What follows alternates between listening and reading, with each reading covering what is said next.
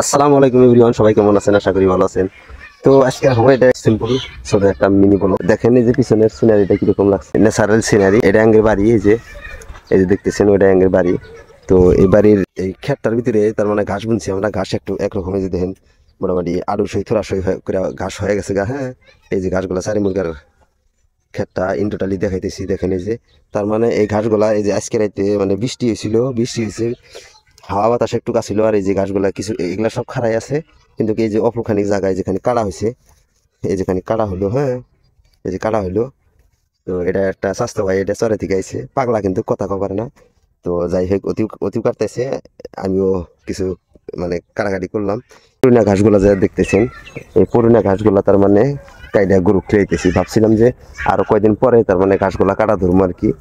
কাটা ধরবো মানে কি, এক মুড়ি থেকে গরু খিলাম ধরবো, কিন্তু এই যেগুলা পড়ে গেছে গা, এই পড়ে গেছে এই বস্তুগুলা, ঘাসগুলা নষ্ট হয়ে যাবো গা, যার জন্য কাইডে বা গরু খিলাম ধরলাম আর কি। দেখেন ঘাস কিন্তু ফাইন ঘাস হয়েছে, এই যে দেখেন এই যে একদম বড়িয়া ঘাস হয়েছে। আর এই কটা কিছু এই যে আমার মা তার মানে বাড়িতে নিয়ে গেছে, এই যে কাশি কাশি দিয়ে ঘাস কাটলাম।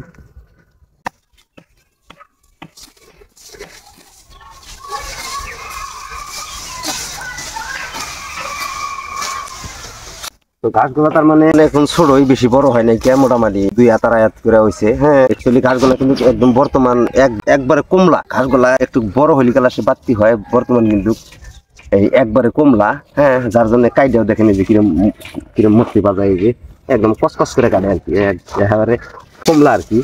হ্যাঁ,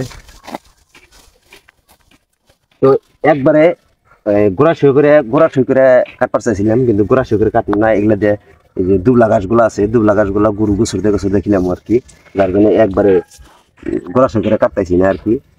তো যাই হোক, যে যেখান থেকে দেখতেছেন, যদি ফেসবুকে থেকে দেখতেছেন ভিডিওটা শেয়ার করে দিন, আর যদি ইউটিউবে দেখতেছেন তো চ্যানেলটা সাবস্ক্রাইব করে। এরকম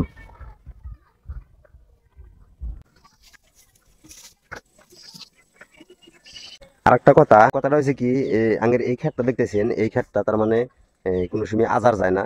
হ্যাঁ, এই যে বর্তমান ঘাস বুনছি, এই ঘাসটা কেটে দিয়ে হেরেই মোটামুটি এই হাল বাইয়া দিমু, হাল বাইয়া দিয়া এই বাড়িতে মরিচের চারা ফেলাইছি, মরিচের চারা, মরিচ গাড়মু।